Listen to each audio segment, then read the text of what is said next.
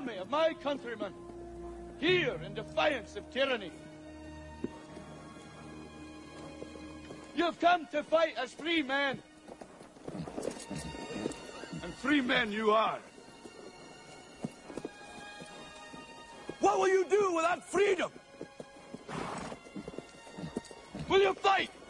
Fight against that? No! We will run! And we will live. Die. Fight and you may die. Run and you'll live. At least a while. And dying in your beds many years from now, would you be willing to trade all the days from this day to that for one chance, just one chance, to come back here and tell our enemies that they may take our lives, but they'll never take our freedom? You ready? Let's go. Yeah. For those of you that want to know what we're all about, it's like this, yo.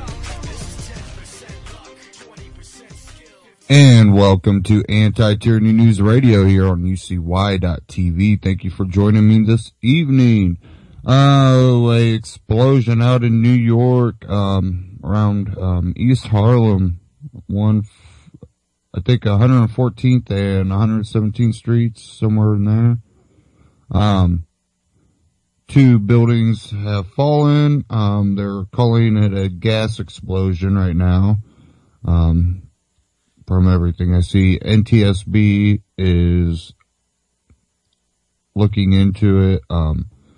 Yes, that's a National Transportation Safety Board, but, according to what it says is that they are also the ones that investigate, gas explosions and things like that, infrastructure in New York City. So, I'm seeing all kinds of reports. This one coming out of Fox News, I believe, said that there was 2 dead and 24 hurt. And I've seen all the way up to 60 people injured. So not quite sure exactly, the number of injured, and they're still searching.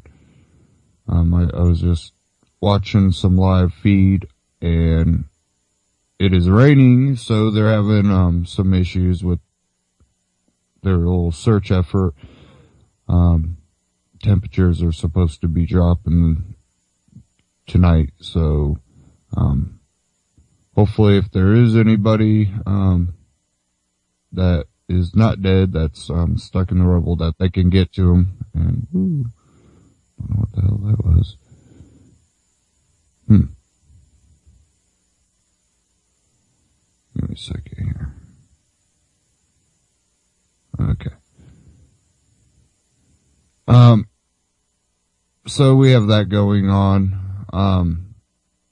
Some other pretty breaking news. Chinese satellite pictures may show, missing Malaysia Airlines jet. Okay. Sorry about that. I had to take care of a problem. One of my USBs was a little loose in the port. Okay, there we go. According to sources out of China, China State TV, they have 3 photos that they have put out showing objects that have been spotted northeast of Kuala Lumpur, Malaysia, just south of Vietnam. And other than the pictures that were put out by China that they captured with satellite, there is no other reports that I can find as of now, telling if there's any, boats in the area or if any of it's been checked out yet. But if I do see anything go across, I'll let you know. I was watching, Stefan Molyneux, and luckily he uploaded it. He was on InfoWars, and they kind of started off going into, the whole gun issue up in Canada now, where, the citizens have ruled that, guns would not be, certain guns would not be, made illegal. And apparently the Mounties, have decided that they were going to enforce banning those guns anyways, and took it upon themselves to, enforce it. So you have that going on in Canada, and then he gets into Bitcoin and the free market, and you know, he says a lot of things that, many of us have said. When you see something fail, and they go, well, that's a failure of that system. And really, I think it's a lack of understanding. Definitely when you start getting free markets, well, if a company's too big to fail, then that's, you know, that's a good thing. And no, a company should never be too big to fail. Companies in a free market should be allowed to fail. That would be the success of a free market, that if a company is not, keeping its customers happy and not running a successful business, it will collapse. And that's where the free market, you, the individual, gets to choose. And when we have government intervention, which allows a bad company to keep operating, that is a failure of their system, because they won't allow bad apples to rot away. They try to preserve them, and it really doesn't work out. But I'm going to play the interview from InfoWars' Stefan Molyneux real quick. So let's get into this.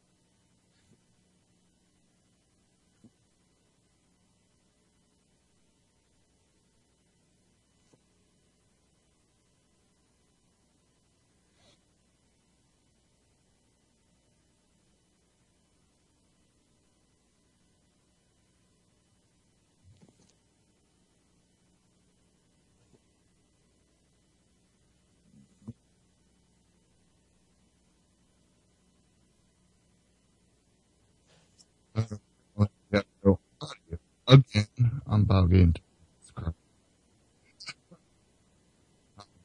Give me a second. Try to-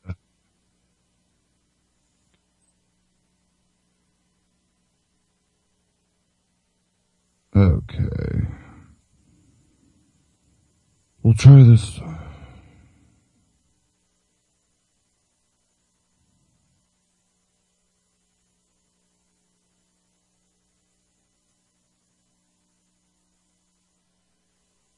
Okay. Let me get my chat room back up here. Had to close all my browsers here. Luckily I didn't lose my articles. Okay. Now let's see if this will work.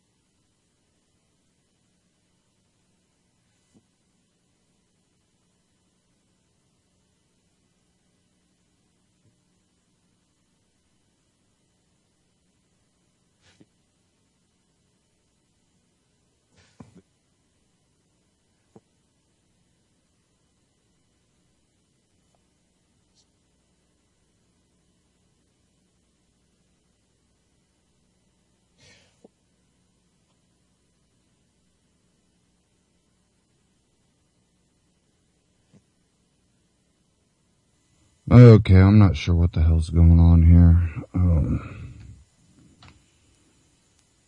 Again, we keep having major issues with getting audio to play.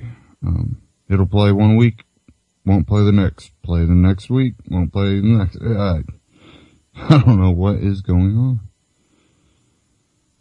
But I do usually have a backup here, and let me get it launched.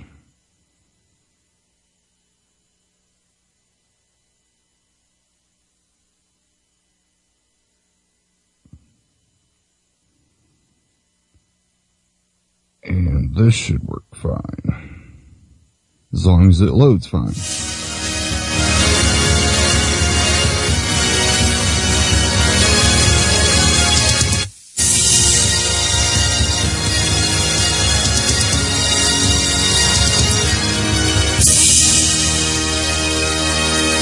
Joining us tonight is Stefan Molyneux. Now, he has a philosophy website, freedomainradio.com, where he gets 3 to 4 million downloads a month. Now, that may sound like a lot for a philosophy site, but once you hear what he has to say, you'll understand why people are going there and listening to him. Very compelling speaker, Stefan Molyneux. Welcome, Mr. Molyneux. Thank you very much. Thank you so much. I really enjoyed your conversation with Alex, and you've talked about a lot of different issues. You talked about guns, but I don't want to belabor that. We've got a lot of things we want to talk about. Bitcoin, drug war, the war on men, and where you see the future of America going. But I do want to talk about this article that just came out today on InfoWars about what's happening in Canada. We've got Royal Mounted Canadian police that are enforcing gun controls that basically are against what the civilian government wants to happen. So we got a bureaucracy that's essentially out of control. You had a Liberal Party that didn't have the votes to get certain guns banned. The Mounties did it anyway. When the minister in charge said you can't do that, the next day they banned other guns. So they're basically to any elected leadership as they're supposedly. What's your comments on that? Well, I think it's highly instructive. You know, it helps people to understand that the voting part of democracy is kind of a sham. Like, they have a particular agenda, and they will try to put it to a vote. And there are times when it's very obvious and in public they're constrained by the results of that vote. But in this particular instance, they want to take the guns. They've tried to get the votes. They can't get the votes. So they're going to take them anyway. And so I would assume it's sort of related to three things. The first, of course, is that, as I talked about with Alex, gun control imperatives go up extraordinarily high when governments are about to run out of money. Because there's a huge number of dependent people, dependent on the state. I think in America, like half of the population is to some degree dependent on the state for its continued economic survival. And in a country like America, where there's 40% of people have $500 or less in savings, you know, they really are living paycheck to paycheck. If that check doesn't come, or if it's been inflated to the point where they can't buy anything with it of any substance, then you get rebellion. And so governments want to take guns much away. more dangerous than pitchforks. Absolutely, yeah. No, pitchforks, you know, you can go back behind your gated community, but, you know, you got to emerge sometimes to interact with the sheeple. So I would say that this is a trial balloon that's going up. They're trying to see what extra legal stuff they can get away with. If there's a strong pushback, you know, then they'll wait and regroup and try again in some other way. But if they get away with it, then it's going to embolden them to continue doing what governments do, which is spread like a tumor until they take over the body politic. Yes. So I would assume. But it's kind of like, isn't it, what we see going on in America, where Obama says, I've got a pen, I've got a phone, this is going to be a year of action, I'm going to do what I want. We see the government in both America and Canada essentially breaking away from the structure that they're supposedly bound by, don't we? I mean, I think they're being more open about it. I mean, I think it's always been the case. I mean, life, liberty, and property was the original founder's vision, and then, you know, George Washington riding down with a whole bunch of troops to, you know, the Pennsylvania whiskey. People didn't want to pay the Pennsylvania whiskey tax. He just rides down with the troops and goes and takes it by force. So I think it's always been a function. There's a lot of verbal dressing to government, right? A lot of verbiage that goes on in government where it's like the icing on a very, very bad sandwich. You know, you still have to eat the sandwich, but they'll put all these florid words on it and so on. I think that's really falling away now. I think in that sense, isn't Obama really is transparent? He promised to be transparent, but now he is a transparent, power-mad dictator. Yeah, they are. And we can see him for what he is. He's not even pretending that he's not using the IRS on his political enemies as all the other presidents have pretended. Yeah. He gets caught doing it and he just doubles down and keeps doing it. Yeah, I mean, what's delightful is that the gun of the government always goes off at night, but at least it's taken off the silencer. I mean, you can hear it at least now, right? So I think that's, you know, it's positive. There's an old Confucian saying which says the beginning of wisdom is to call things by their proper names. And the name of the state used to be force. And everybody knew that. And George Washington said, you know, that its government is not reason, it's not eloquence, it's force. Mm-hmm. And because governments have been so dangerous throughout human history, huge revolutions were fought throughout the Western world, from the Enlightenment through the Renaissance, to constrain the power of the government. And in some countries, the aristocracy was gotten rid of entirely. In other countries, it was very much, its power was minimized, as in England. And in countries like Russia, I mean, they got rid of the aristocracy and replaced it with a communist dictatorship. Oops. Left turn.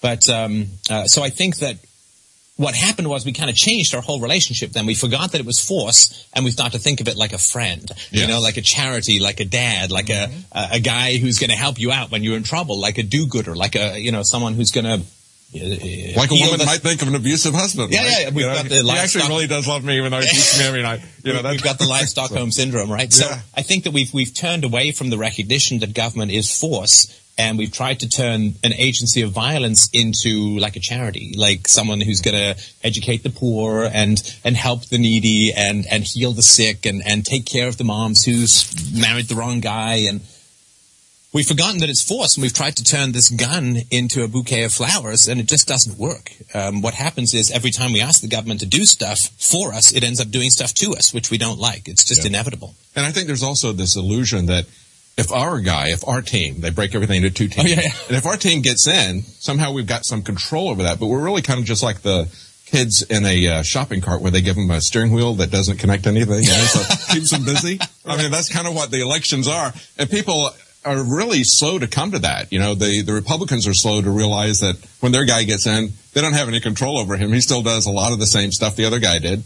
And most of the Democrats aren't aware of the fact that, are still not waking up or responding to the fact that even though they thought he was going to do all these Democrat things, he's now doing everything that they hated, everything that he said he was not. Well, that so they have no control over everything him, they hate when a Republican does it. That's right. And Everything. The magic, it's like, there's this rapture where people are supposed to be taken up and vanish in their cars, they're driving, and you can get.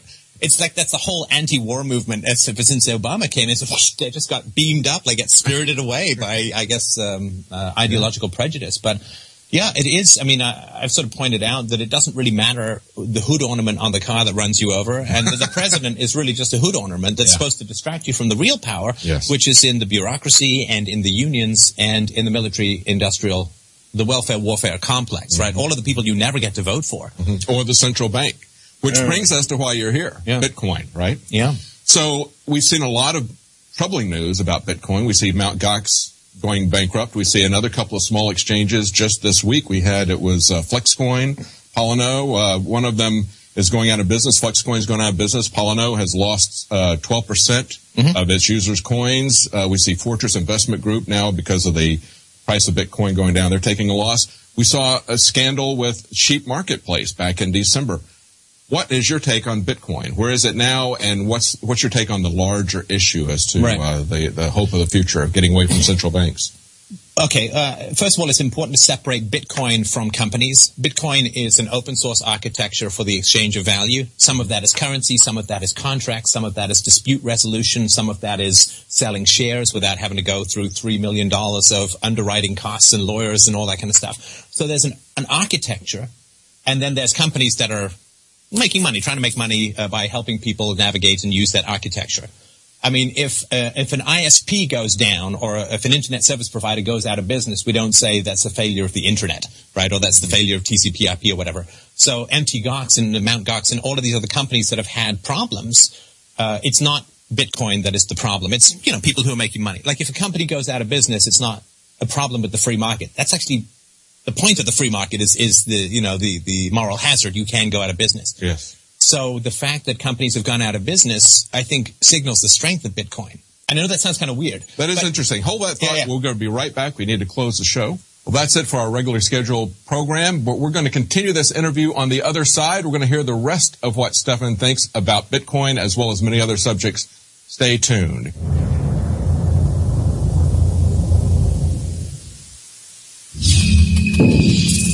Well, welcome back. We were just talking about Bitcoin, and that's what Stefan Molyneux is here about. And you were just saying that you thought that the strength of Bitcoin was the fact that bad actors could be taken out of business. Continue with that. Okay, thought. So let's compare Bitcoin to central banking, right? I mean, there's no such thing as too big to fail in Bitcoin. Isn't that wonderful? I mean, one of the creative destruction elements of the free market is less competent or less moral people or less hardworking people are supposed to have the resources go away from them and go towards more competent, more moral, or harder working people. That's the reallocation of resources in the free market from the less able to the more able is how we get economic growth, fundamentally. So with Bitcoin, people think that somehow the architecture has failed because companies have failed, which is like saying the free market fails if companies go out of business. No. The free market succeeds when companies go out of business because it releases resources, however painful it is for the individuals, and I sympathize with that. It releases resources to more competent people. So there are people who were in the Bitcoin world who were companies profiting from adding value to the Bitcoin architecture, and they were incompetent or they were immoral or whatever. I don't know the inside story of all the companies, but they went out of business. Isn't that wonderful? They did not get a bailout from Ben Bernanke, right? They did not get to sell bonds. They did not get to borrow money from the Fed at 0% and then lend it out, or buy bonds at 2 or 3% and call themselves financial geniuses. They went out of business. That is a wonderful thing to happen to banks. It's a wonderful thing to happen to, indeed weren't specifically banks, but it's a wonderful thing to happen in a financial infrastructure. If you look at some place like Japan, they've had these zombie banks going on and on with government subsidies for 20 years, and they've had a 20-year recession / depression that has been going on and on. There's no too big to fail in the Bitcoin universe. And if you don't do a good job, you don't satisfy your customers, you don't secure their money, then you will go out of business. And then resources will get reallocated and customers will go to more competent and better businesses. I think it's a great degree. If nobody failed in the Bitcoin universe, that would be catastrophic, I think, to the entire architecture. Oh, yeah. Well, you draw a distinction between the architecture and then the way it's implemented. And from what I understand, I don't follow it that closely. My son has followed it more closely than I have. Now, when you look at it, well, have resources really been reallocated when GM and Chrysler were failing? Well, no, they were propped up, and now just other top corporations are being able to gain access. Why don't they want a big company to fail? Well, if a big company fails, those resources can be allocated to many smaller outfits. Well, that doesn't prop up any of the other bigger companies, so they need some way to do that. They either keep that company whole, or they take control of it and then sell off the assets to other larger companies like Fiat. And he thought, isn't that the way? Yeah. You know? Yeah. He thought that Mt. Gox was, people were criticizing it because perhaps it wasn't waiting long enough for transactions to clear, and there were some issues like that. There may be fraud in the case of the sheep market, or let's see which one it was. But whether or not that's the case, how do people evaluate, though, in this kind of environment? It's difficult for people that are new to it to evaluate what the risks are. Well, we're not so used to how's doing that going it. To be, right? Yeah. I mean, ever since FDIC came in, right, the insurance, right? Don't have to worry about it. Yeah, I mean, hey, you know, my money is secure, Right. assuming you don't have like $9 billion worth of sheep heads in some vault somewhere. So we're just not used to doing it. And what you need to do is be an informed consumer, right? I mean, you know, if you're going to go buy gold from some guy, you're going to make sure it's not tungsten wrapped in gold or something like that. And so you need to do your research. You know, you need to be an informed consumer. This is lots of money that can be at play here, and you need to be careful with what you're doing. We're just not used to that because we've had this government umbrella of Fantasyland, no risk protection. But people need to get re-informed about what it means to evaluate the health of a company. You know, read up on the company, be an informed investor. I mean, Bitcoin is a form of value transfer, but it is also an investment at the moment. As people know, its value has gone up enormously, even with the recent scandals and so on. And I would argue because of the recent scandals, people are viewing it more seriously because it can't fail. So what do you think is going to happen with Bitcoin providers? Are they going to, do you think they're going to have to do a better job of educating the public, a better job of telling them this is how we're going to protect you from fraud, from loss, from invasion? They're going to have to, I think for it to grow, don't you think it's going to have to go through a cycle of education, a cycle of trying to win the public's trust back after we see these failures? Well, it's a market challenge, right? And I assume that there's going to be the Bitcoin seal of approval, where you're going to have an independent consortium or group of security experts and business experts who are going to give some seal of approval to reassure customers. But this shakeout period, Bitcoin is really only a couple of years old. And in terms of its recent impact on people's consciousness, a year or two, most people have only heard about it over the last year since the price went through the roof. I don't know if you were a computer guy, but I was a computer guy way back in the day, when you had computers with 2K of RAM that just seemed like more than you could possibly think of. All you go back to an old computer magazine from like 1980, flip through all of the ads, and then look up those companies and see if they're still in business, right? In the early part of any industry, it's volatile. There's a shakeout period until the most stable providers emerge. And, some of those people who advertised were Apple and Microsoft and IBM and Xerox. Those companies are still in business. But, a lot of those companies are no longer in business. And so be aware that you're in the opening end of a new phenomenon. And it's really, really important to do your research and do your homework.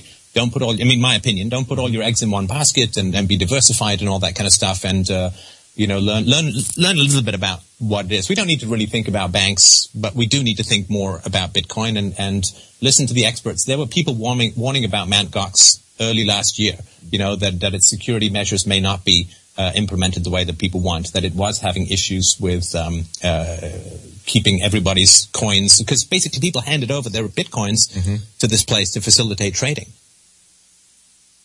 And I want to also point out that Bitcoin, or Mt. Gox with Bitcoin, a lot of people were looking at them for a long time for the simple fact that, well, they were always showing Bitcoin as being worth a hell of a lot more than any of the other traders. Their charts seem to be inflated, and that put off red flags in a lot of people. They're like, why is Bitcoin always 20 to $50 more when you look at their charts? And so that was a red flag to most people, and I've seen a lot of chatter about that. So there was a lot of talk about they there was a belief that Mt. Gox was inflating the value of Bitcoin and trying to profit that way off of it. So I wanted to point that out. So they gained a value because you can keep your coins on your own computer. You can keep your coins in your memory. You can just remember your code, and you don't actually have to have physical coins. It has to be accessible anywhere, right? You can unplug your computer. You could write it down on a piece of paper. You can put it in a safety vault. But people went for the convenience of having somebody else store their coins so they could trade them more easily. Mm-hmm. As we all know, with reward comes risk, right? Yeah. And so they gave their coins to other people. And again, nobody knows exactly what's happened. That's going to be shaken out over time. But beware, if you're going to go for an advantage, the horse with the bigger payout has less chance of winning, right? And if you're going to go for an advantage, be aware that you're taking on a risk. There's perfectly wonderful ways to be absolutely secure with your Bitcoins. They're just not quite as convenient as, here, you take my Bitcoins, and if I want to trade, do it for me. So just be aware. Well, hopefully it's going to roll back one of the major control points that the governments have had, which is the central banks. But another major control point that they've had, I want to talk to you about, is the war on drugs and just prohibition in general.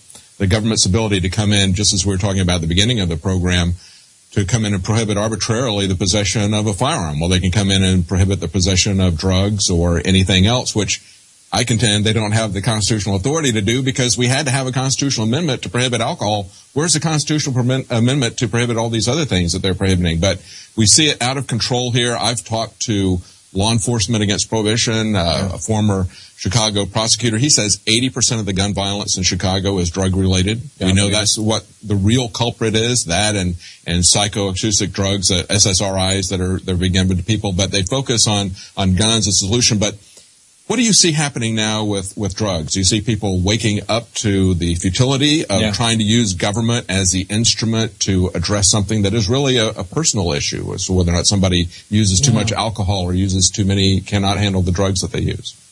It's really fascinating because if you think of the media, most people aren't going to get their news, get their cultural opinions from news. They're going to look to the media and so on. Drug comedy has been around for decades.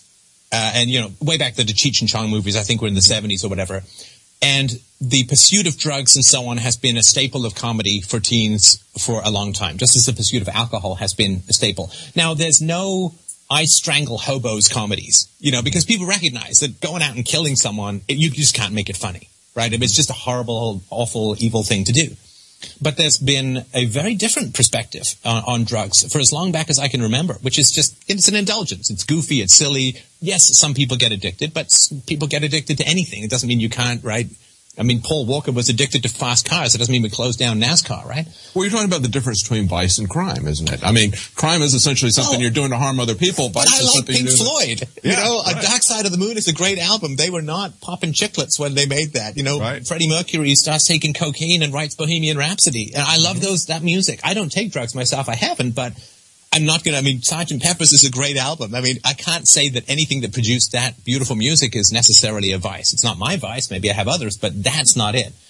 But I do think that the example of places like Portugal, which has decriminalized drugs for over 10 years now and has seen a 50% reduction in addiction and so on, everybody recognizes it doesn't work. It's been openly talked about now for several years. And things like The Wire, I don't know if you ever saw the show The Wire. So in The Wire, which was written by a former cop and a journalist, the police basically legalize drugs on their own initiative. They just say, look, here, you can go to this area and we're not going to prosecute you for any drug trading. Crime goes down and drug deaths go down and so on. It's so ridiculously profitable to get people addicted to drugs that people try to get people addicted to drugs. They give you free samples. They'll cook it up so strong that you have to come back for more. And as a lot of doctors and people who study brain chemistry have pointed out, a lot of drug use is self-medication for prior trauma in life, right? So there's a Canadian doctor, Gabor Mate, he's actually been on my show, who talks about all of the heroin addicts that he's treated, all of the women and some of the men were all raped as children. They all suffered extreme childhood sexual abuse. This produces two problems in the brain. One is a deficiency of motivational chemicals, and the other is a deficiency of basically happy, the stuff that makes you happy and content. And drugs both provide those, right? If you have deficiency of motivation chemicals, cocaine moves you to a more normal state of motivation. And if you are missing endorphins, then you can get drugs which supply those to your system. And so, we're kind of happiness level here. So a couple of people take drugs, they go to here, then they go back down to here. If you start with a happiness level of here, down here, then you go up to normal, and then you go right back down. It's really, really difficult to sustain what you now understand as unhappiness, whereas before it was just your life. Like you felt what it's like to be normal, right? You see a similar thing with people who are taking drugs for palliative care, for pain medication.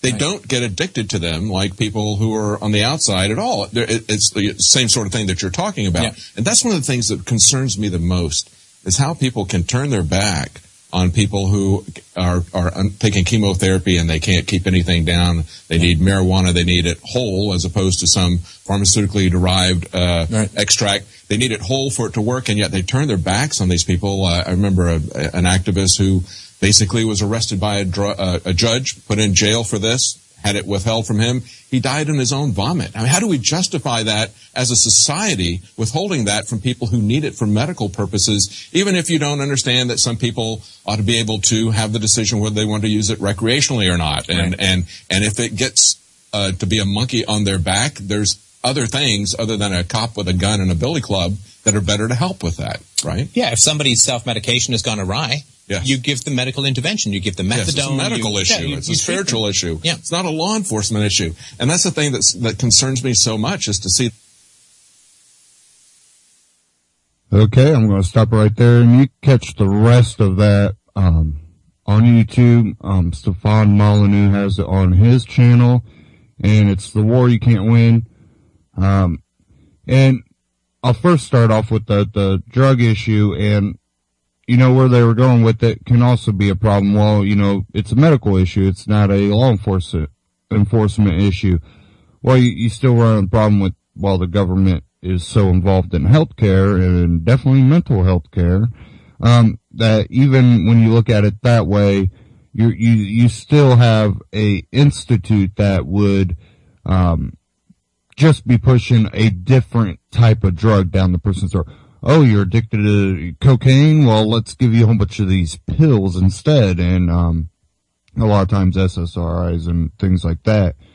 And with the drug thing too, when you look at it at the governmental and the law enforcement perspective, when you look at the enforcement of these drug laws, it's basically saying that another person has a right to tell another person what they can put in their body, whether I agree with it or not. And people are like, crackhead will go out and steal someone's belongings to pay for his crack addiction. Well, he commits a crime then. Is whether he is on a drug and commits a crime is not the issue. It's that he committed a crime. And, he's on drugs, therefore it's a medical issue. It's not a law enforcement issue. Okay, well, you have to deal with the law enforcement issue that he committed a crime against another person, stole their property. And once you get to that, you go, okay, now why? Well, because he has a medical issue that he's addicted to a drug. Okay, you either, we put you in a hospital to fix that or not. You go to jail but when we have a medical system that is so ran by the government, do you think that's going to really help? A lot of the countries that have let their, a lot of the more experimenting on what can the free market do to fix this problem, they find out, it was just basically going, you're addicted to cocaine. So what we're going to do is, this is your normal level, and we're going to step you down off of this drug. And then we're going to work with the, issues you have in your past that have led you to get addicted. And it's been successful. But we don't see that type of, intervention here in the United States. A lot of times, we just see them replacing the drug that they're addicted with another drug, and it's not to step them down off of it. They're going, here's a drug because you are addicted to crack or cocaine or whatever, and you'll have to take this for the rest of your life. Well, then what's the difference between him taking that drug and taking the crack or the cocaine or whatever other drug? Definitely when we see that a lot of people on these psychotropic drugs and SSRIs, things like that, have been involved in a lot of shootings. Because every mass shooting that seems to come out, find out the kid's been on SSRIs. We see a lot of issues coming out of, oh, your kid's ADHD or, so he has this, disability or disorder. So we're going to put him on SSRIs, and then before you know it, the kid's antisocial. He is having more outbursts in school, and he's headed down a dangerous path, and really we need to start stepping back and taking a look. Where did this go really bad? Okay, he had a couple issues. We try to address those couple issues, and he was given pills, and those issues are now twice as bad.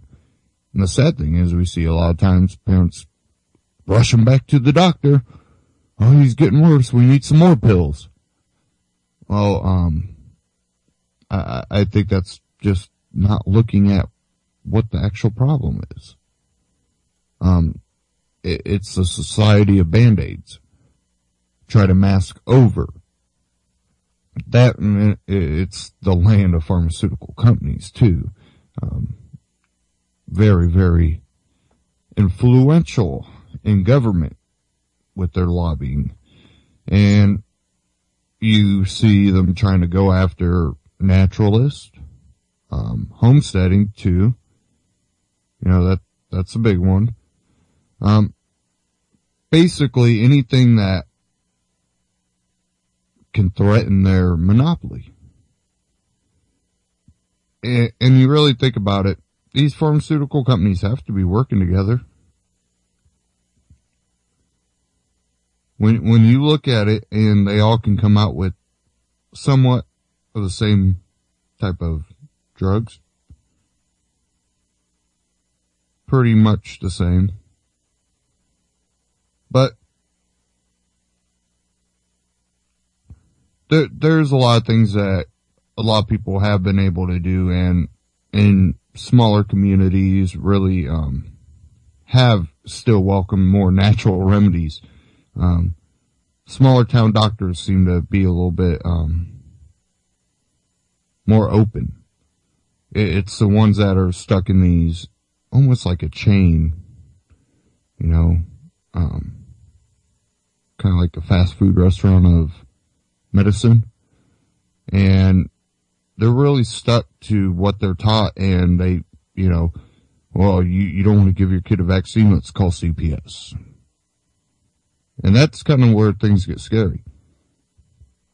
And, I've seen a lot of libertarians always speak out about this. And, it's about choice. People have the choice whether to decide, well, I'm going to take this path of treatment and see where if it starts making my health better.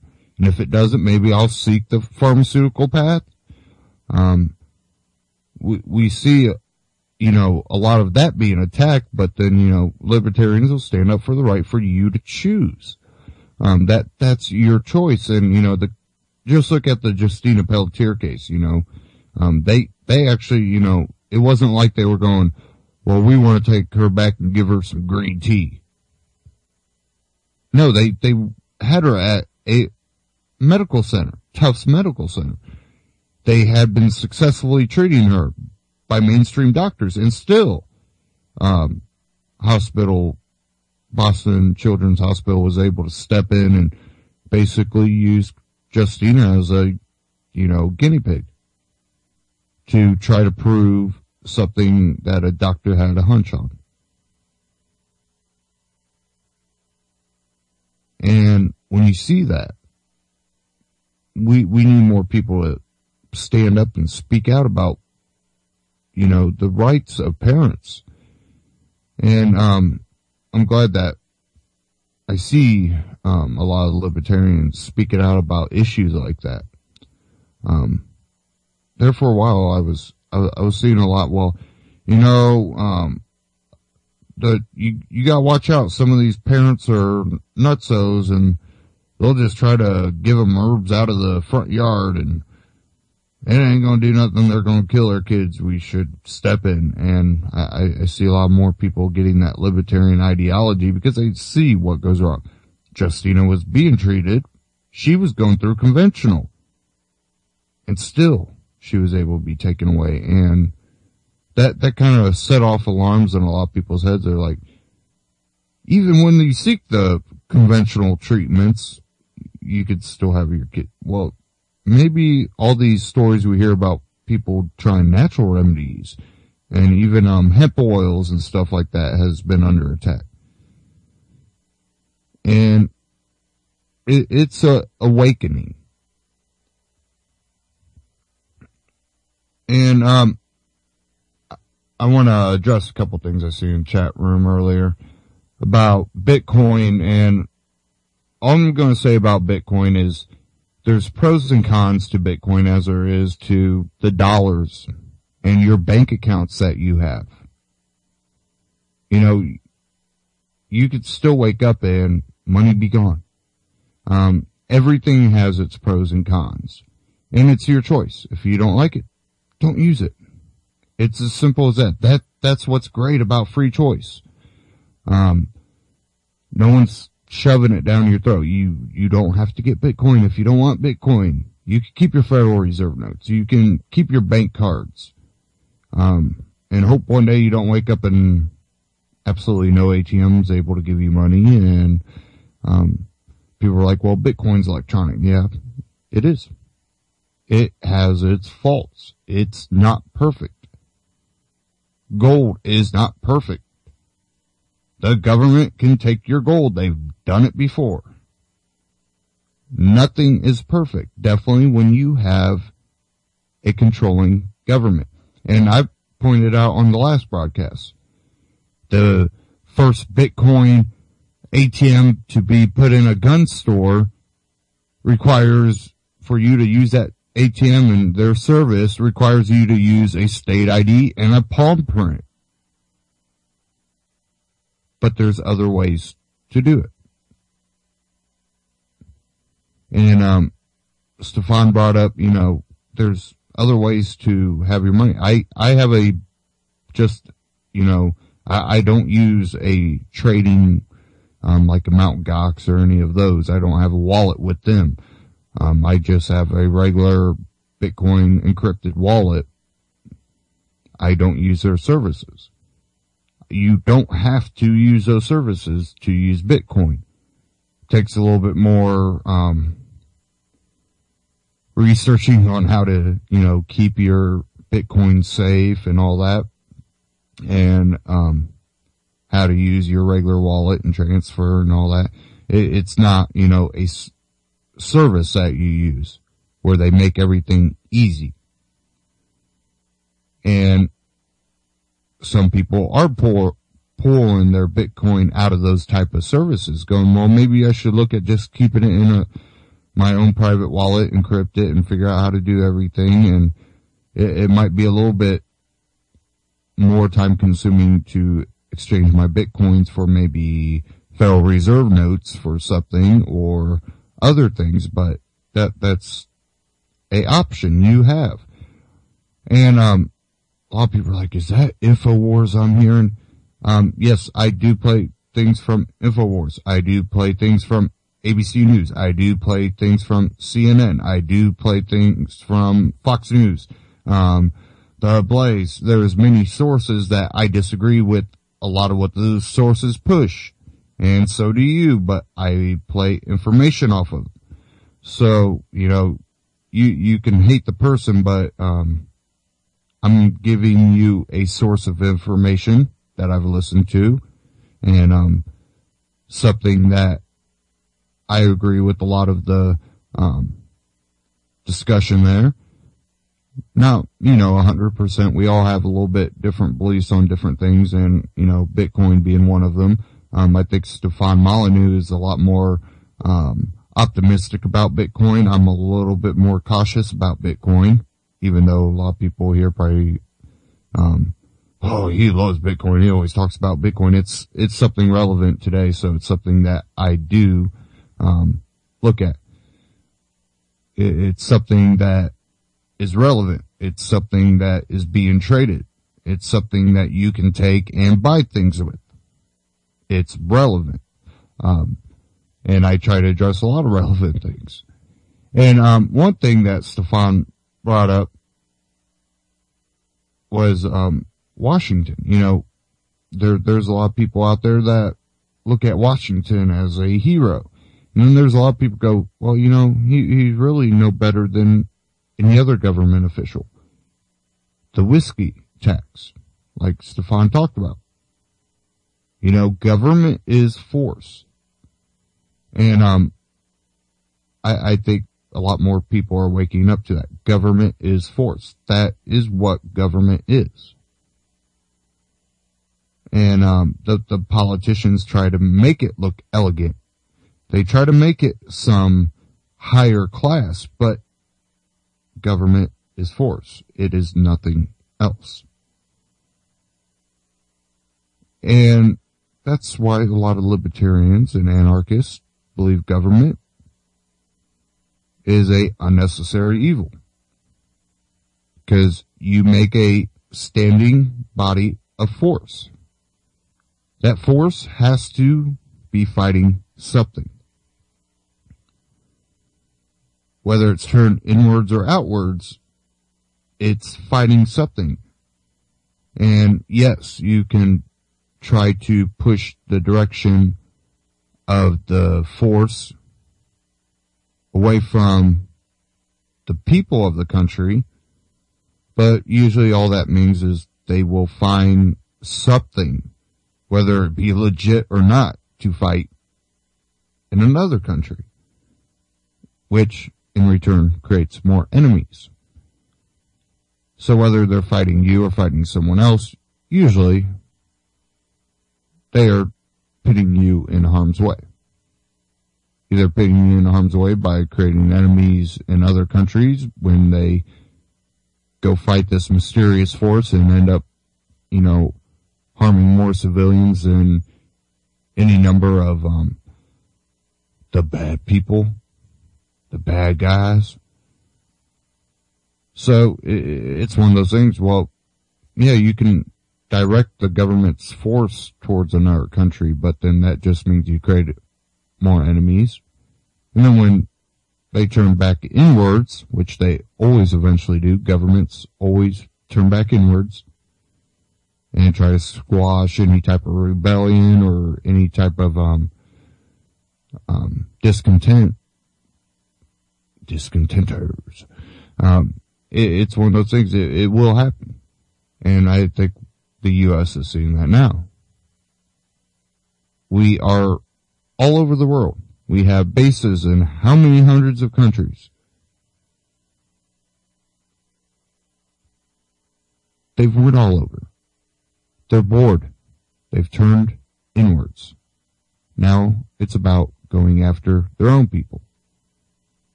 Now what most people are going to try to do is point that outwards. And you already see it. You see the hype of trying to go after Russia. And any type of talk against stuff like that is even being pushed out of a lot of Tea Party talk. They don't even know what the Tea Party is talking about that. And then you see, a lot of around the country, even though it's nothing new, libertarians are being basically kicked off ballots or not allowed to get in ballots. I had popped on, some of you have heard Sonny Thomas from Spring Pro Tea Party on the broadcast here, and I popped on his show. He had a libertarian candidate, I believe it's Chuck Earl, out of Ohio, and he was running for governor.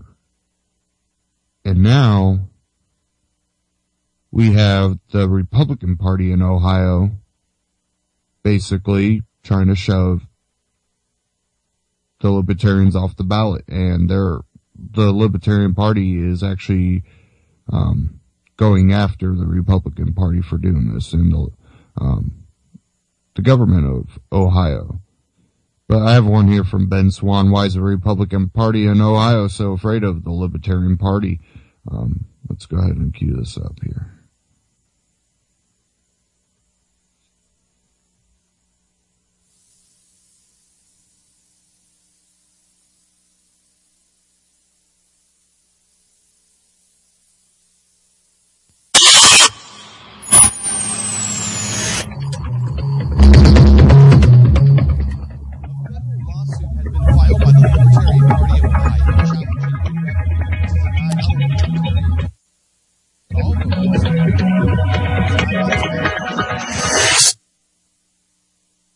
Give me a second here. It seems like there's a little issue with the audio coming through the board now.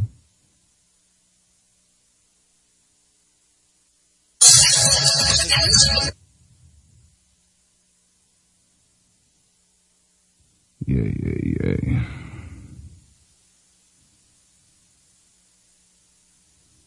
Okay, let's try this again. I'm gonna try to cue it back up.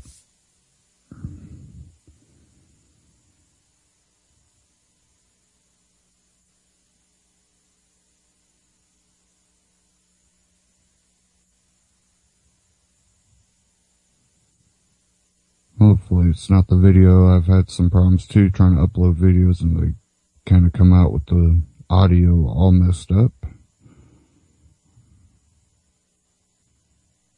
YouTube has just become crap trying to upload stuff. At least on my end. It'll upload, but it takes about a day to upload anything significant. Okay. Suit has been filed by the Libertarian Party. Not sure what is going on here.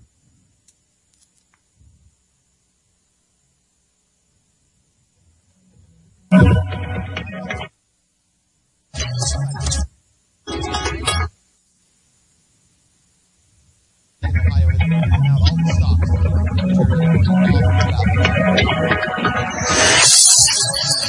Okay. This ain't gonna work. I think their video did not upload the audio right. But basically what's going on is, the Republican Party, the ones in charge in Ohio, have basically said, well, we're taking you off the ballot. And they've done this illegally, basically. And the Libertarian Party is actually having to now go after and sue and use federal courts, even though many times it's already been justified that the Libertarians be on the ballot. But they're actually having to sit here and take this to court, so it's definitely a attempt to squash absolutely any type of competition towards the Republican Party. And a lot of that comes from, well, they have the ability to have a influence still in the Tea Party. The Tea Party's being basically controlled. Therefore, if you have actual libertarians start really popping up, and actually one thing, Mr. Earl he was a Republican, and this is another thing that they are truly afraid of, because you look at a lot of libertarian candidates. Who are they?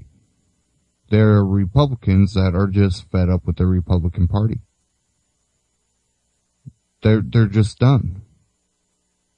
They don't want to deal with it. And I'm going to attempt to play this from my computer audio first before I even attempt it. Make sure.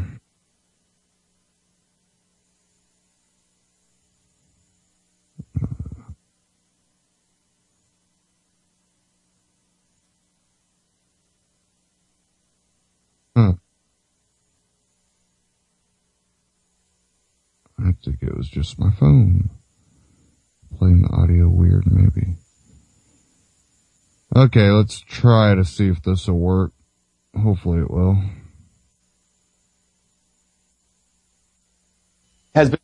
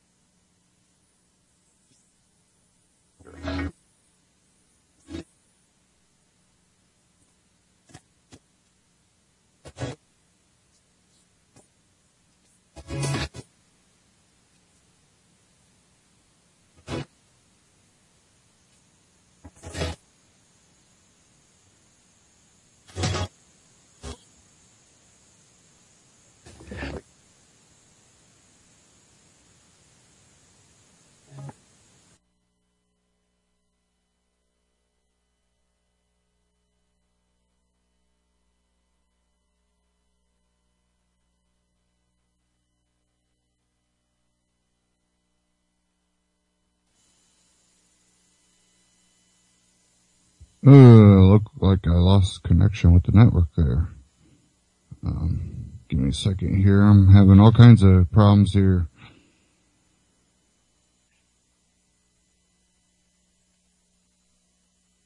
All kinds of problems here.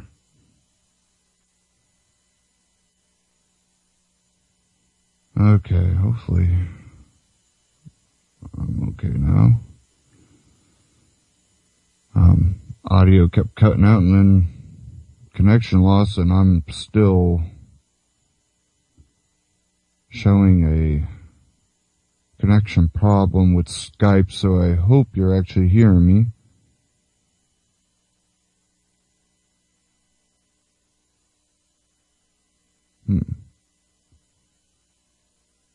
I got red bars on my Skype showing bad connection. And it wouldn't surprise me. Nothing seems to be working right. And it's always right before the broadcast. I have absolutely no problem with anything until the broadcast. And it baffles me. I don't want to sound like a conspiracy theorist. They're out here trying to attack me and stop me from doing broadcasts because I don't think my broadcast is that important to try to stop. So, I don't hold myself to that high of regard to think that they would come and try to attack me during my broadcast. But, it's just really odd that every time I go to do my broadcast, that all of a sudden nothing works right. Whether it be my phone, whether it be my computer, whether it be Skype, everything right now is completely messing up. And again, I hope my voice is being heard because it's showing red bars on Skype. So, how good of a connection with UCY I have right now, I do not know.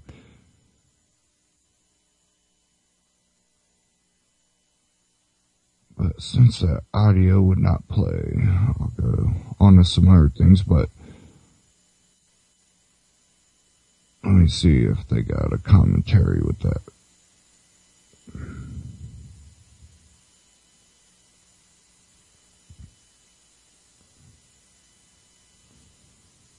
Okay, right below the video at benswan.com, and you can go ahead and watch the video at, actually, I might be able to play it straight from his website, because they use a different service there than YouTube, I believe. You know, for a lot of us, one of the most difficult things we face when hearing people talk about buying gold and silver is this little problem. I don't know how to do that. If you've never bought physical silver or gold bullion before, goldsilver.com is the place to learn exactly how to do it. If you use the referral code BINFREE, you can get free shipping in the U.S. through January 31st. Pretty good deal. Go to goldsilver.com/buy online or just click on this ad. Learn from the best.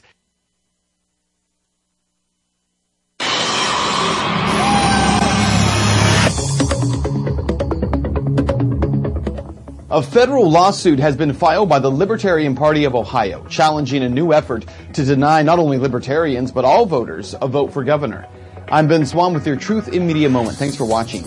Now, this latest attempt comes from Ohio Secretary of State Jon Husted. It happened on Friday as he decided to kick Libertarian Party candidate for governor, Charlie Earl, off the primary ballot.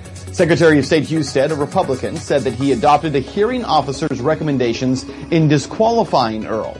Now, this all happened after a claim was made that one independent contractor who collected signatures did not disclose the name of the entity that hired him as required by Ohio law. Those signatures granted Earl a spot on the primary ballot.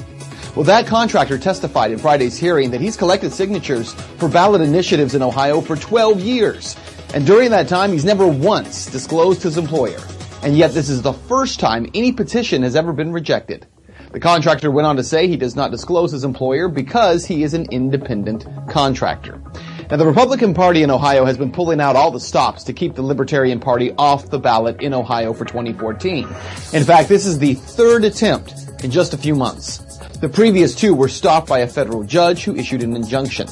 So what is the real story here? Well, consider this. Republican Governor John Kasich is hoping to be re-elected in 2014, and yet has faced harsh criticism from Tea Party voters over his expansion of Medicaid in Ohio, as well as his support for Common Core state standards. In 2010, when Kasich won the governorship from Democrat Ted Strickland, he pulled 49% of the vote to Strickland's 47%. The Libertarian candidate in 2010 pulled 2%. Now, estimates this time is that the Libertarian candidate Earl could pull at minimum 5% and could go as high as 10 or 12%, preventing Kasich from being re-elected if the GOP turnout is similar to 2010. So the answer to this so perceived libertarian threat is to deny them access to the ballot. But here's another number for you. In Ohio, 50% of all registered voters are actually unaffiliated with the Republican or the Democratic Party. See, this whole issue isn't about libertarians. It's about voters being denied the ability to have a voice at the polls, being forced to choose only between two options, Republicans and Democrats.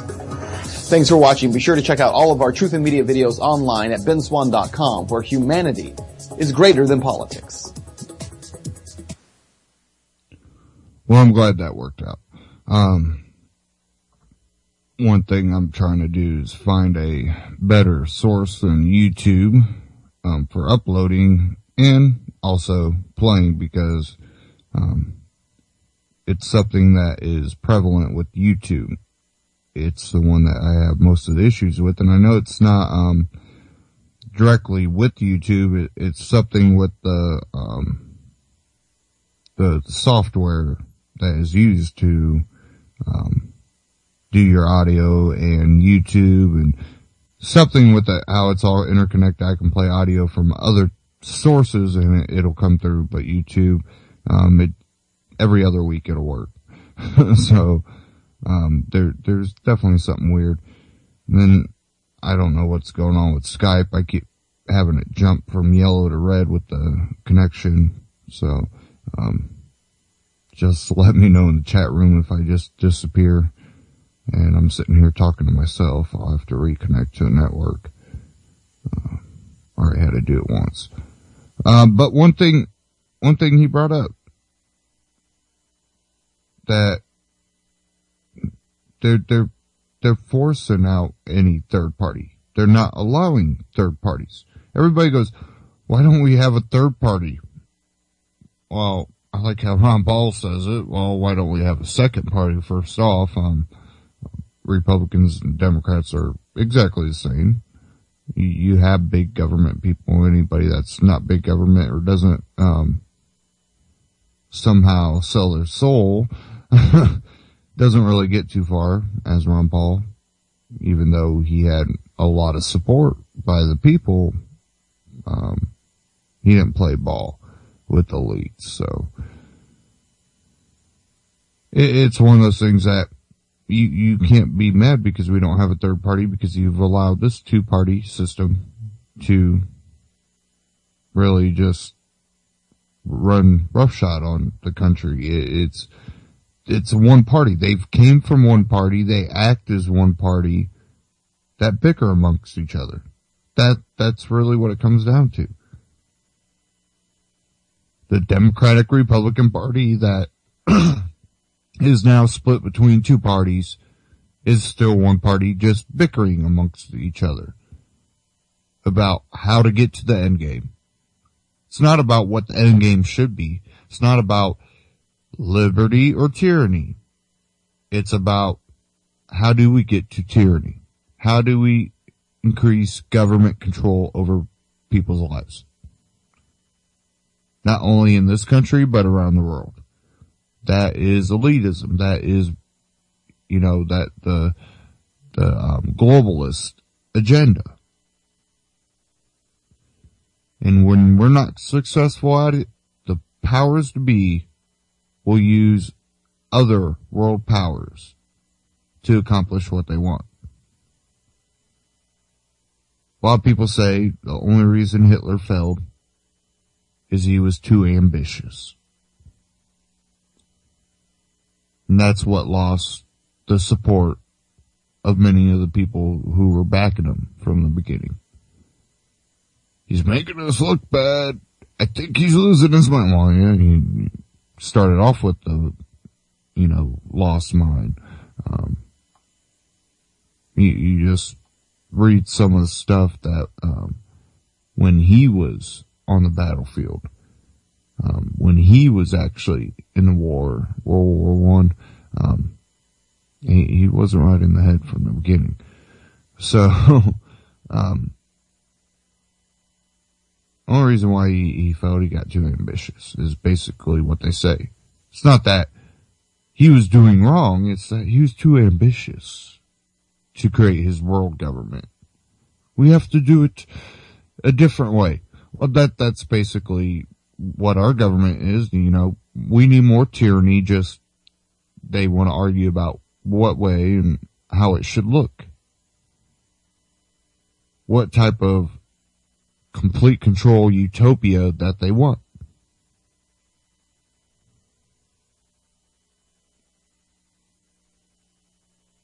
A third party? Yes, they're afraid of third parties. They're afraid of independence. They don't want these people to be able to get on the ballots. They don't want these people to challenge them. They don't want the idea of there's so many possibilities out there. They still want you in that two-party system mentality.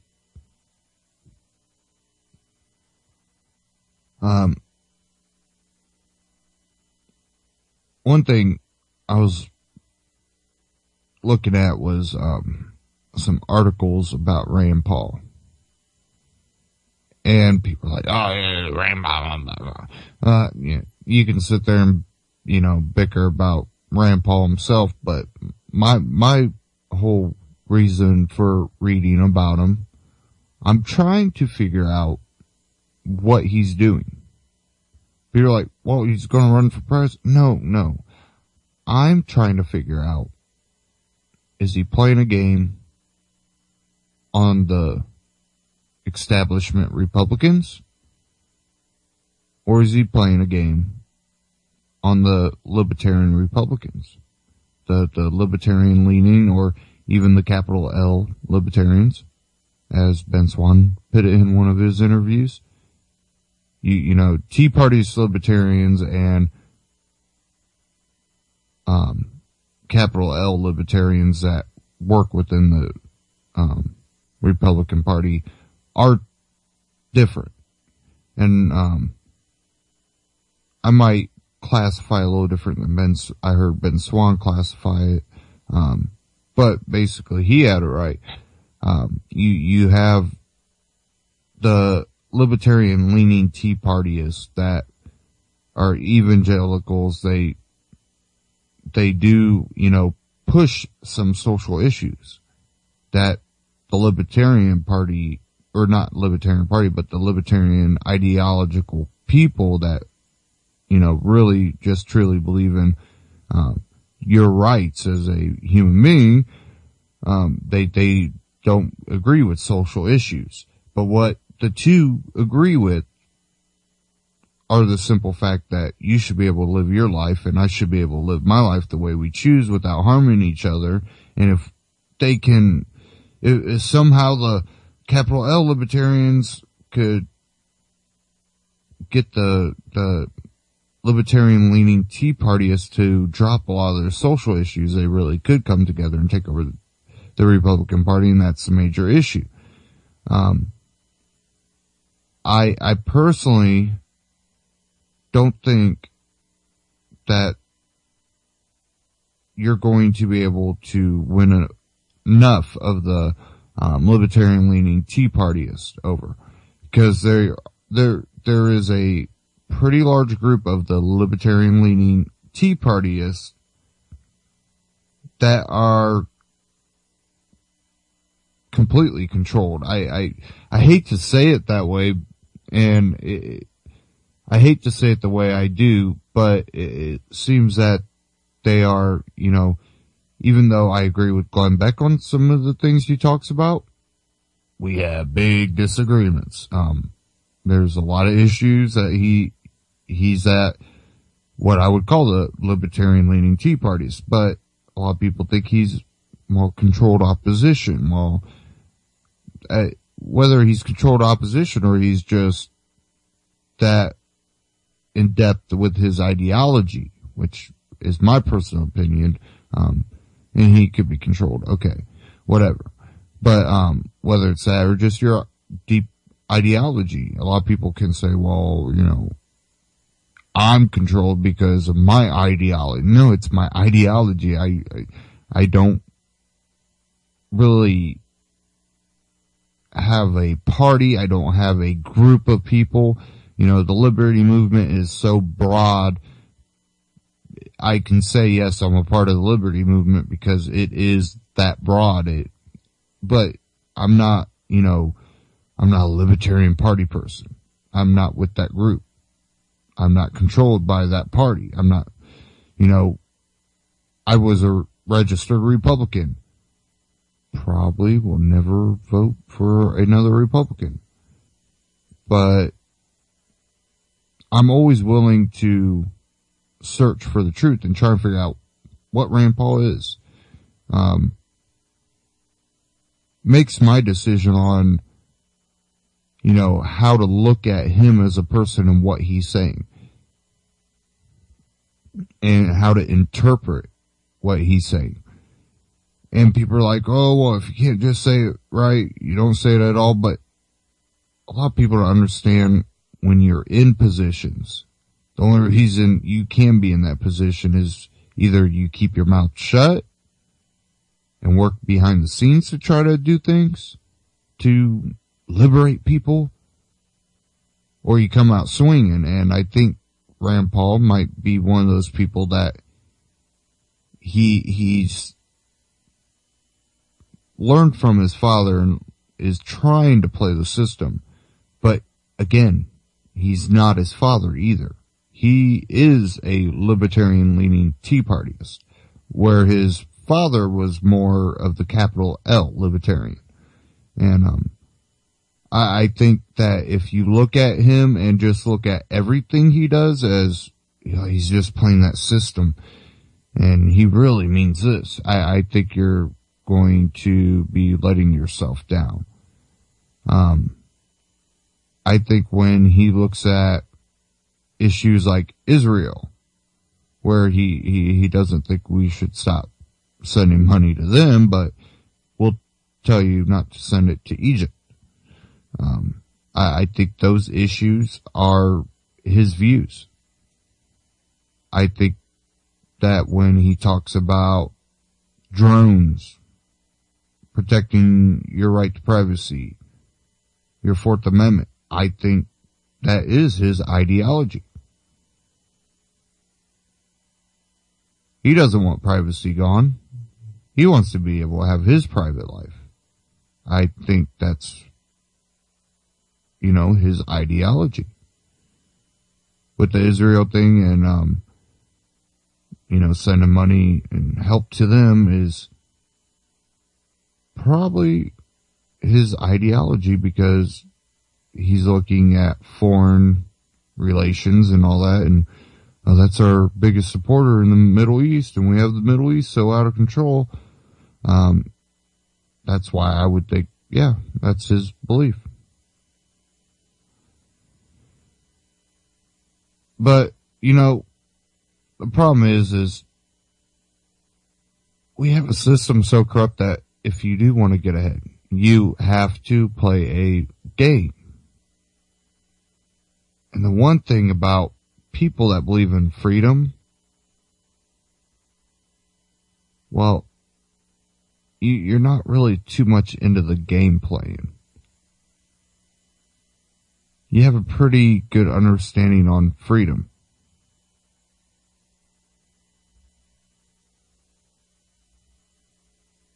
You don't want to play a game. You want to be free. And we're forced into a system that does nothing other than attack freedoms. We have a system that literally tells you what you can and can't stick in your body. It's a system that approves drugs that harm people and don't end up being beneficial, but have banned things for generations that have proven to have benefits, that they themselves hold patents on benefits. We have things like hemp that we can import from other countries, we can't grow. Something that could replace oil and other alternative fuels on less acreage. It can create so many different products, but because we can't grow it, we can't benefit from everything that can be produced. And being a country that does have pretty good technology, the things that we already know that we can do with it, the expansion on that, what more can be learned about it, what more can be created from it.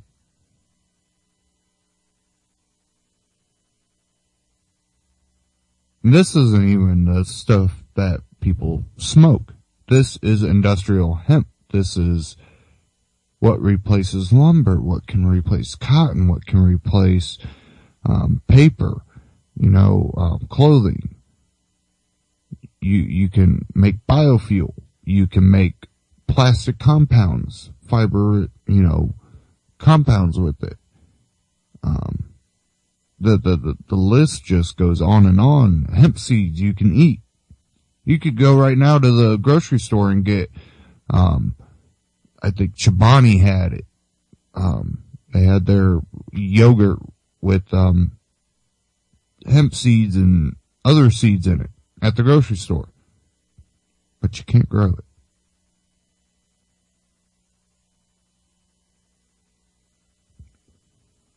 We have a system that is so hypocritical, so out of touch with what is actually reality, what the average person out there is doing. These people are brought up in families that never understood,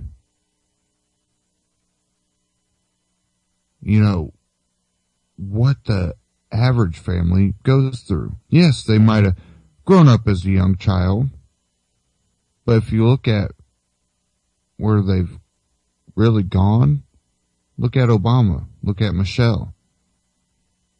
They might have not had a extremely just crazy, living in mansions all over the world type lifestyle, but they weren't terrible.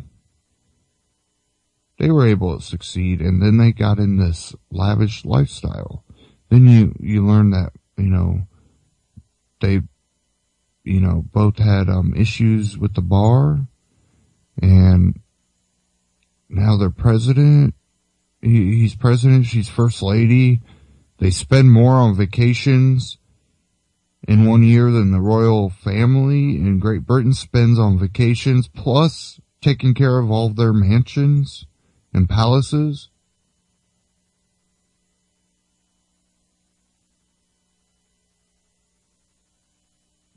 They don't have a grip on reality because most people live their whole lives maybe middle class or maybe right around the poverty level or upper middle class. They go, look where I am. I've gotten here. Everybody has the ability to get here. And then you have the other ones going, well, I got here, but that's because I'm smarter. And these people shouldn't have the ability to get up here because they're not smart enough. Or they don't work hard enough. I think it's funny when I hear the Tea Parties go, well, no one ever works hard enough, that's why they don't ever get anywhere. A lot of people have lost ambition. I know a lot of people that have looked into starting businesses and what they would have to go through, it was so much of a headache just trying to figure out what to, they needed to have done that. It was driving them nuts. They gave up on it. Permit this, code this, inspection this, pay here, pay here, pay here, pay here. Oh, yeah, you paid, but that doesn't guarantee anything. And if you don't get it, we still keep the money. And you don't know what to do. And, that's why a lot of self-contracted people just work under their name. And the problem with that is you don't really get the tax breaks that you would want. You're not going to have any protection. These large corporations have so much protection, and you just don't get that. But you don't also have to go through so much paperwork. But there's a lot of ambition out there, and if we start removing the red tape, if we start opening up the free market, if we start allowing people to create, yes, the economy can get better. And Obamacare will help you do that. You won't be connected to your company no more because you have to have insurance no matter what. Well, that doesn't help people go out and start their own company. There's still that much red tape. They will sit on unemployment. They will take the subsidies, and they will wait for some miracle job. And that is human nature. That is proven by history. Whether we want to admit it, whether we want to address it, it's a issue. Because why would you work 4 times harder to create something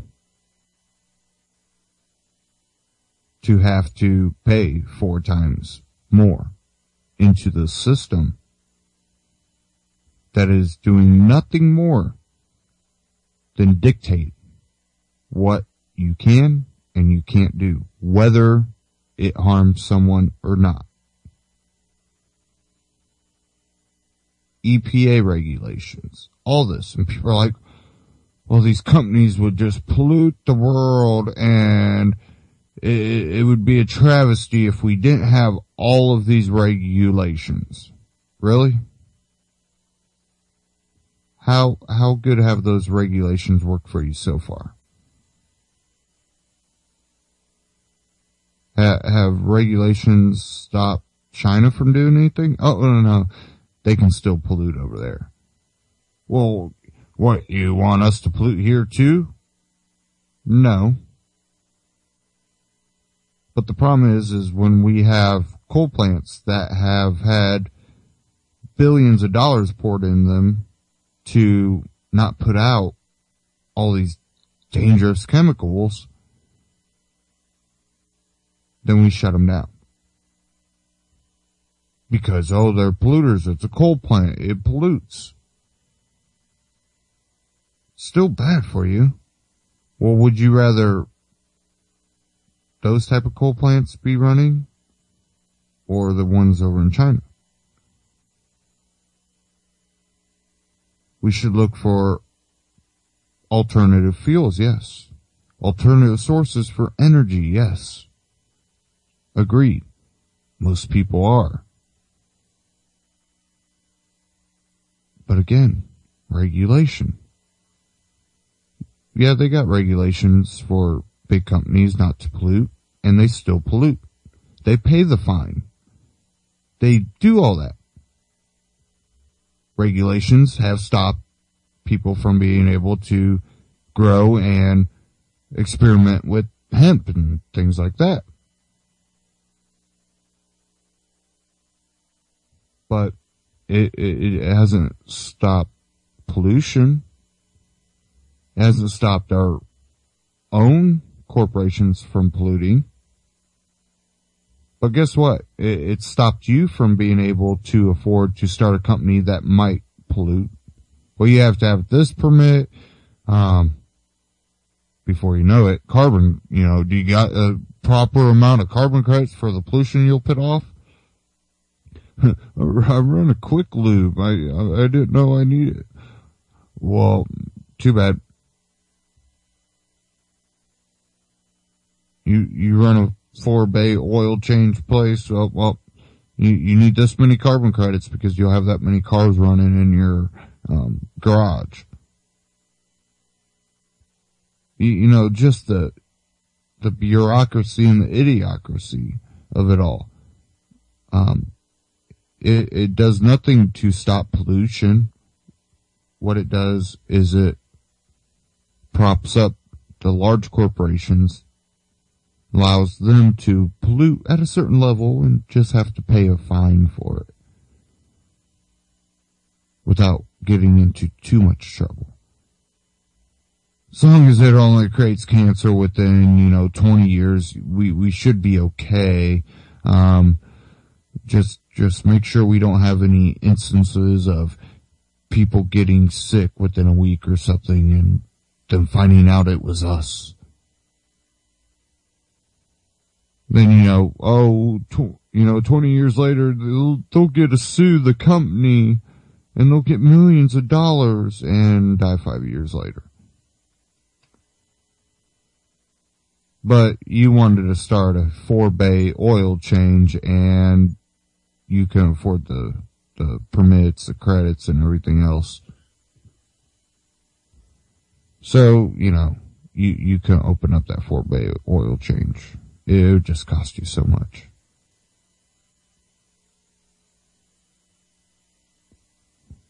Government is force. Well, if they are lobbied for, if they're paid for by the corporations, what does a business do? They compete against their competition for business, for your participation in buying products or services from them.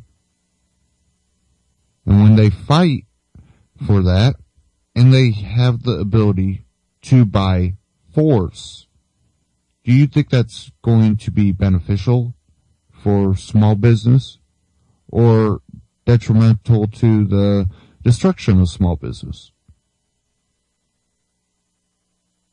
When you have force and regulation that is bought up by big business, is that going to allow for other businesses to be able to get to the level to be able to compete?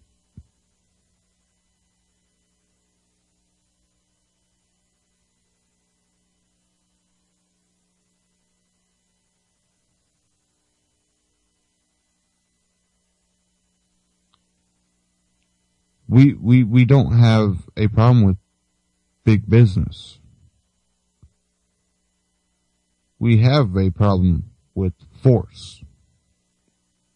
If a business is able to create such a product that people just love it and everybody has to have one or wants one, and they're able to produce it at a price that is low enough for people to desire that brand, that's okay.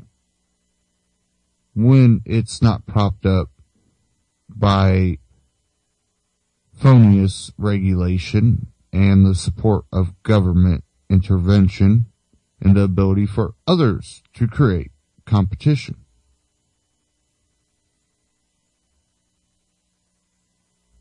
Because every company has to fail at some point. And I'm not saying collapse as a company, but their products aren't always the best.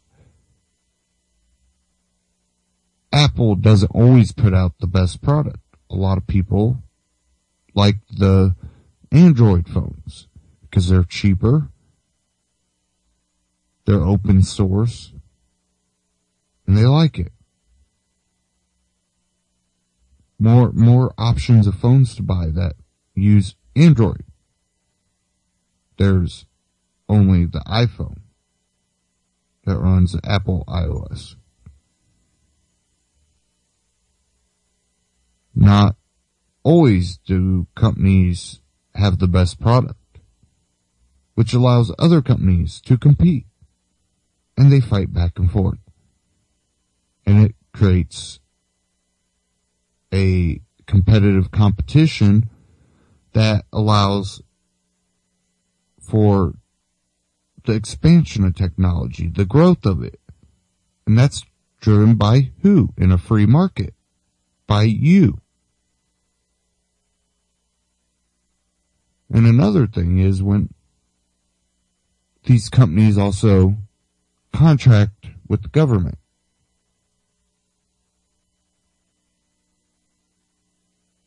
You start contracting with the government, and you basically have funds that you don't have to work for. Not in the sense that you would in a free market. You're getting taxpayer money to create something. You can artificially inflate the price.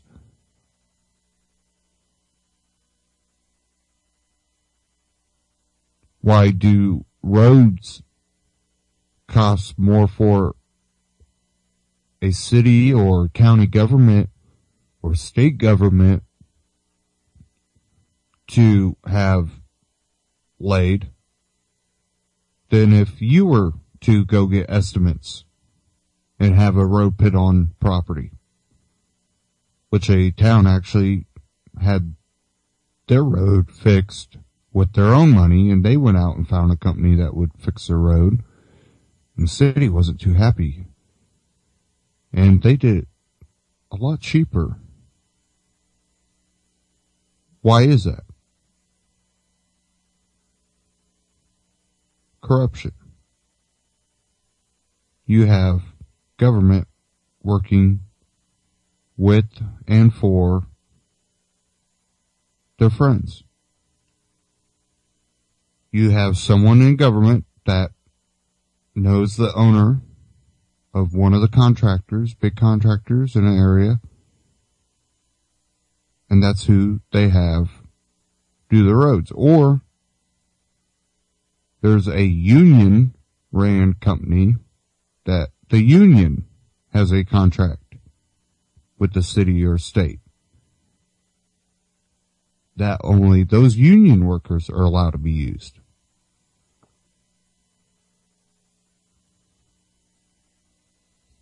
If companies actually had to compete and had to get the citizens to agree to allow that company to pave a road, prices would probably be cut in half, if not more.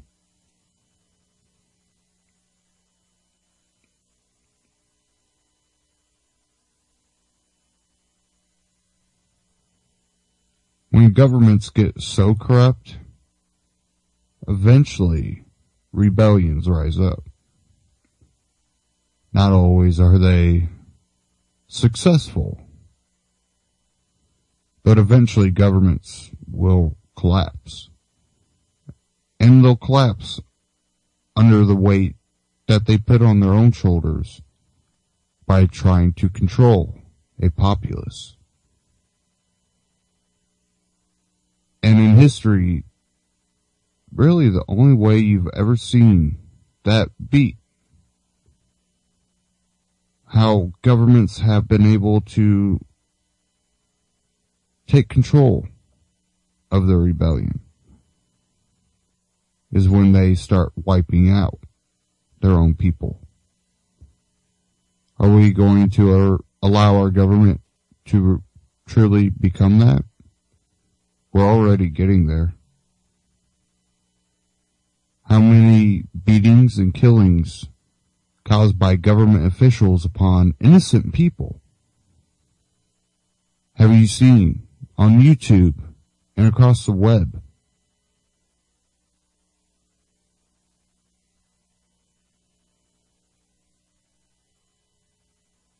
How many beatings and killings have you seen go across the web lately?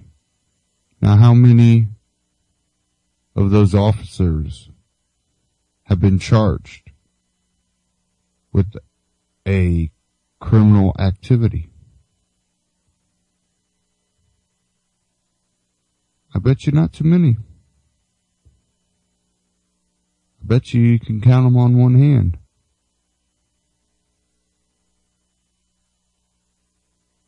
They've basically have created immunity that someone with a costume and a shiny badge can now get away with murder. They can now get away with assault and battery.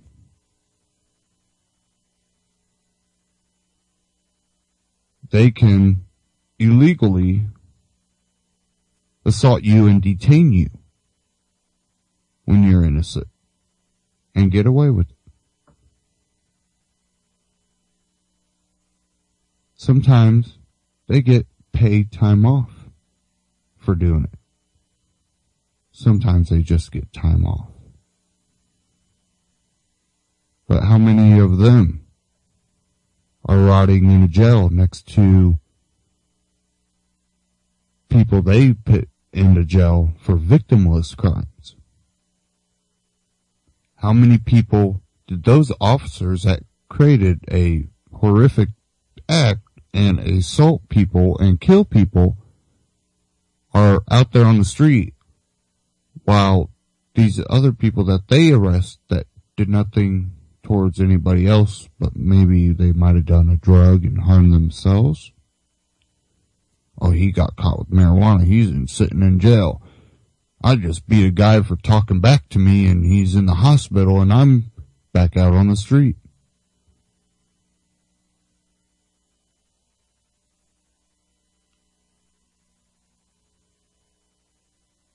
And we have a populace, a pretty large populace, that they might go, oh, that's terrible, but that's about all you hear about it. And the internet's just full of it. And the populace is letting this just happen.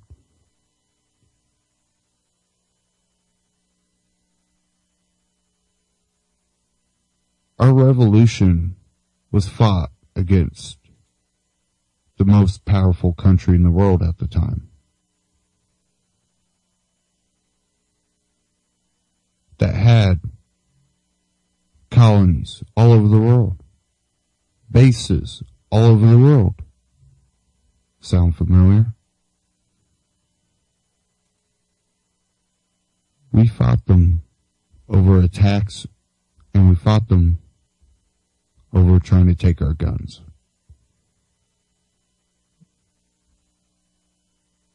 We fought them for freedom.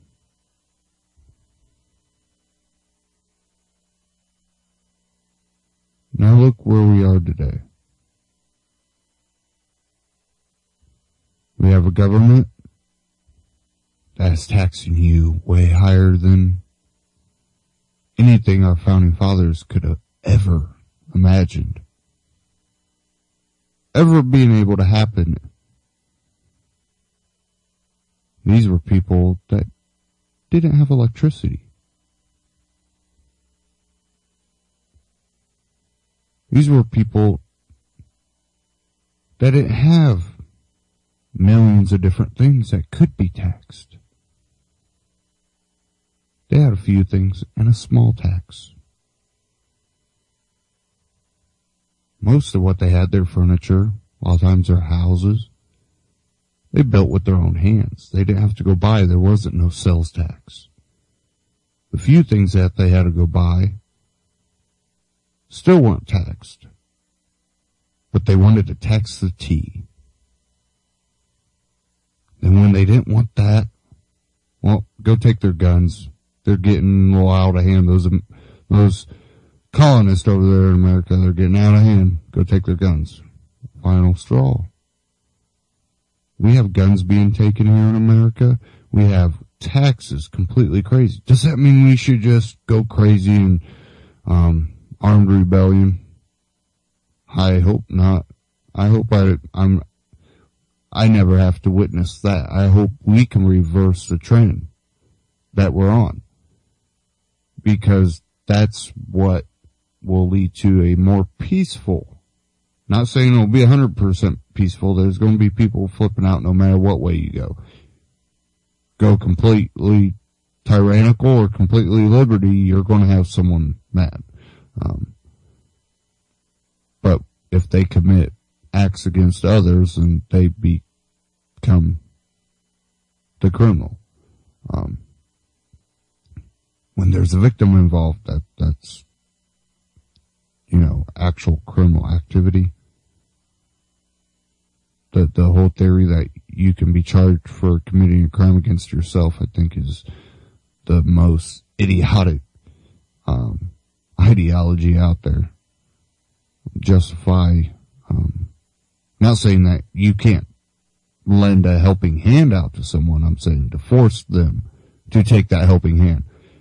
Handing out your hand, and when they don't take it, you beat them up and throw them in the back of a vehicle. Doesn't seem to register as right, morally right, ethically right, and frankly, what people do with their own life is their business, and you can put out a helping hand, and if they accept it, great. But the whole ideology of being forced to accept things like that is just idiotic. Okay, we are coming up on the end of the broadcast. Got about 10 minutes here. Let me go ahead and pull up this last article I wanted to kind of go over.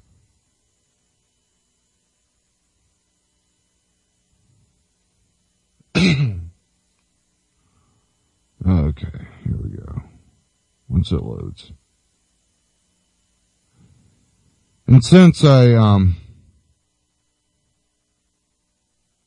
kind of got into the Republican Party, the GOP, there was an article at Ben Swan by Christian Tate. Time to add color to the GOP.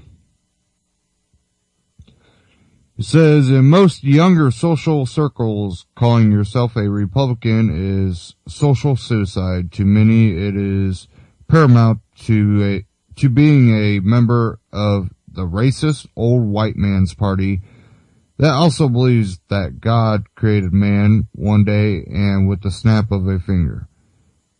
When I attended my first conservative political action conference, CPAC, in Washington, D.C. last year, I remembered walking into the enormous ballroom where Rick Santorum was yapping about God and seeing a sea of white and gray in the audience. Out of over 600 audience members, I only noticed 2 black attendees and a small handful of Hispanics. I grew up in a lily white New Hampshire, and this was way wider.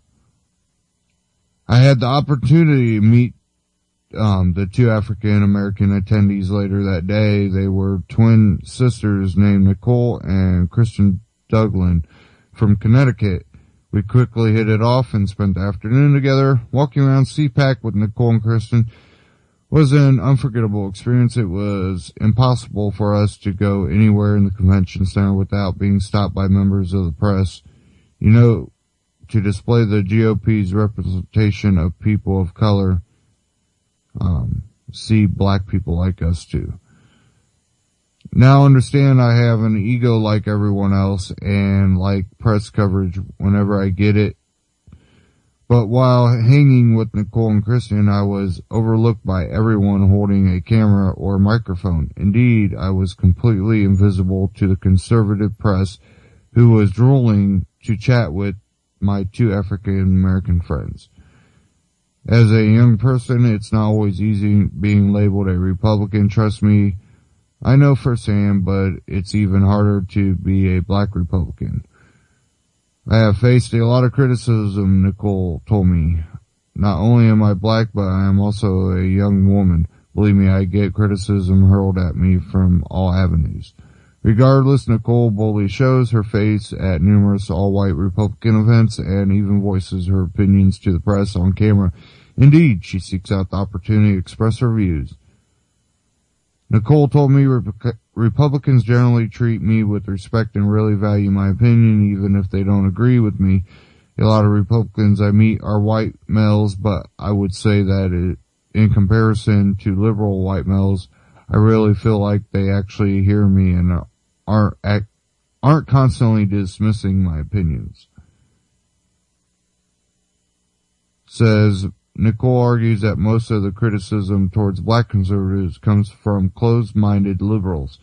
She said people like Alan West are often called Uncle Toms or the N-word because they are Republicans. My experience at CPAC got me thinking about the Republican Party's PR problems, especially with minorities. I gave my friend Adam Haywood, a 20-something African-American from Massachusetts, a call for his input. He's a Democrat. He said, I think you seem almost like a traitor to your race if you were to vote Republican as a black person. I asked Adam if the problem with the Republicans was rooted in the party's policies or it was more about an image problem. He responded, the Republican Party is seen out as of touch. They don't emphasize with the culture of histories of others, but stick to their set ways. The young charismatic candidate generally does much better with the black vote. A few more calls to my other black and Hispanic friends confirm similar impressions of the GOP. Yes, the GOP has a significant PR crisis on its hands. Nicole said, I think there are so few black people in the GOP because they are largely misinformed about what Republicans stand for. It doesn't matter how high unemployment for young black men is. It doesn't matter that blacks face severe poverty as a result. It doesn't matter that Democrat policies have destroyed the black family. Nothing matters as long as politicians, almost always Democrats, say they are trying to help blacks. And I'm going to stop there. But one thing I want to address about that is I think that you've seen a lot of the breaking from that, even with the BS spinning that they were trying to do with Ron Paul. trying to make him look like a racist. But, you did see a lot of black people and Hispanics that liked Ron Paul. The people that have been able to appeal to more ethnic groups, Hispanics and black people in the Republican Party, are the people that were really constitutionalists or really libertarian ideology. It's not been the establishment Republicans that they say that they're constitutionalists, but the history shows that they're not, and their actions show that they're not. They continue the same agenda no matter if it's Republican or Democrat. Why do the Democrats still get the vote, when they've been the racist, party for the most part? It's because of one thing. And this is really how I feel. Republicans talk about, well, people should be able to move up in society based on whether they're willing to work hard or not. They're the same party that helps push regulation that helps big business but still crushes small business.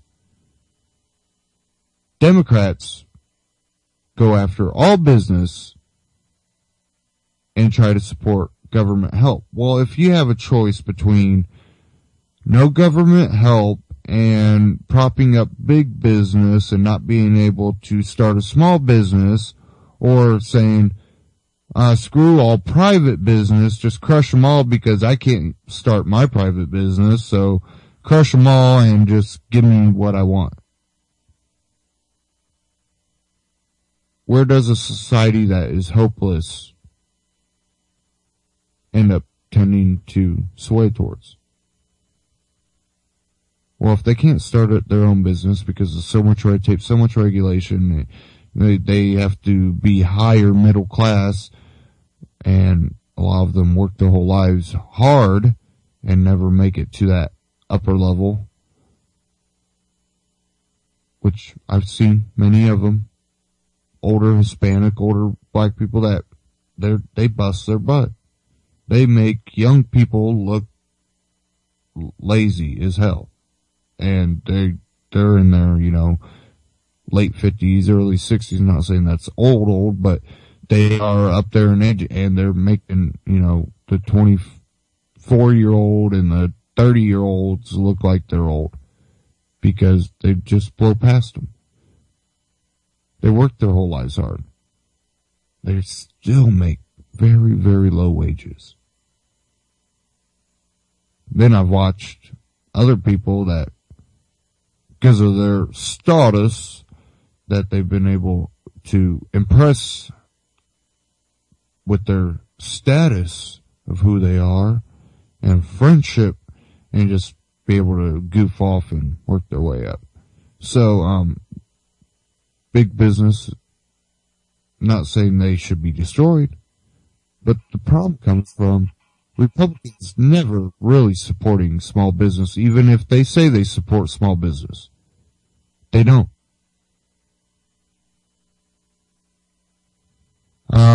Everybody, I'll see you Friday. I want you to have a great week, and stay tuned for all the great broadcasts here on UCY.TV. And up next is Try This at Home with Dana Martin.